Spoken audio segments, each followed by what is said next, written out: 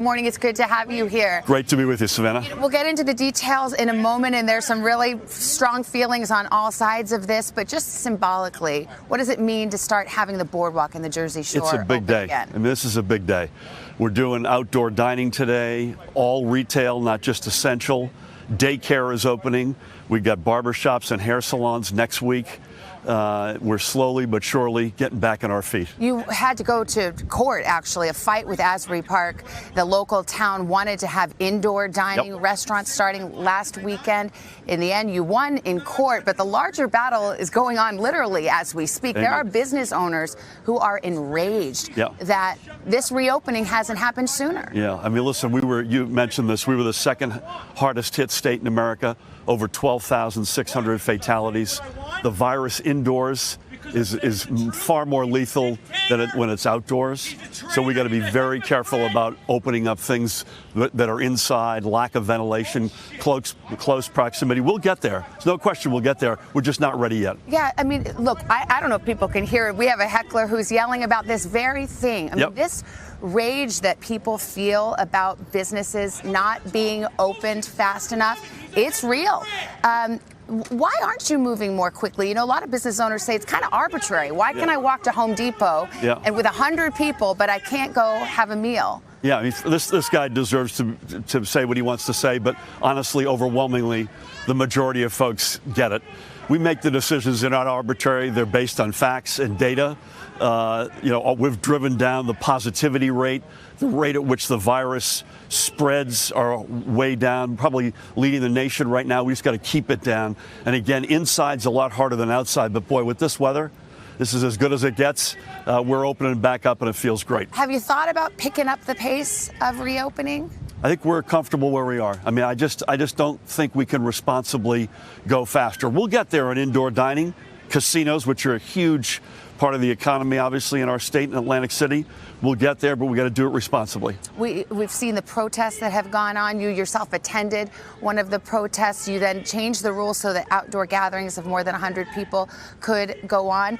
But again, some business owners see a disconnect there. They see a double standard. Listen, outside versus inside, I can't say it enough. The other thing about protesting, we completely respect the rights of folks to protest, but wear a mask, stay 6 feet apart if you can, and get tested, all of which is essential here. Your neighboring state, New York, the governor said yesterday he would consider shutting it down again, closing up businesses again, because he received in the state 25,000 complaints about businesses and individuals not sticking to the rules, not doing the social distancing. We saw those crowded scenes in New York.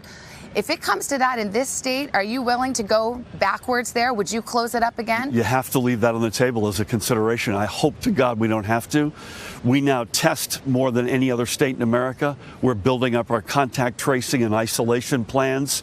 I hope that if we see this thing, God forbid, come back again, we can surround it, drive it back into the ground, but we have to leave all options on the table. How worried are you about a surge? I mean, either from the protests or other gatherings. We saw, Memorial Day and in the Sun Belt, so many states are seeing that surge now. I'm less worried about the outdoor stuff, honestly. I'm far more worried when we get inside.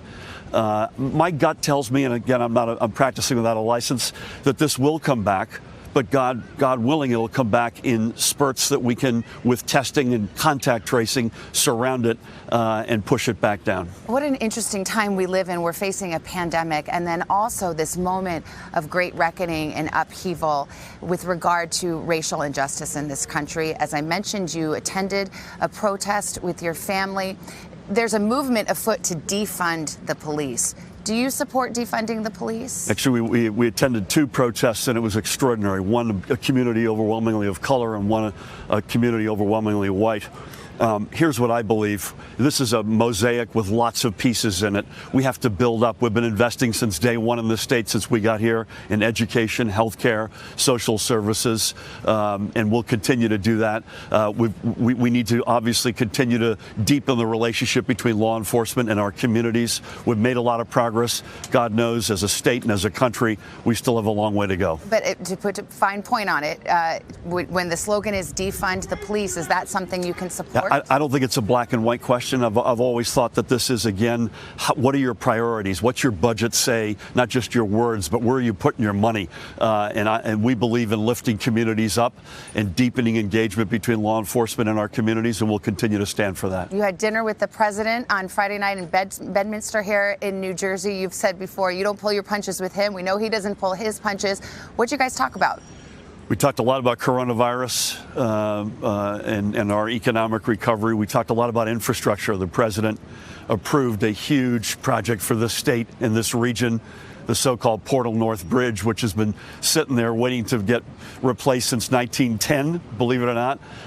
And he's put his name on that, and that's a huge step, 15,000 jobs in New Jersey. So that was the bulk of our conversation. Governor Murphy, thank you so much.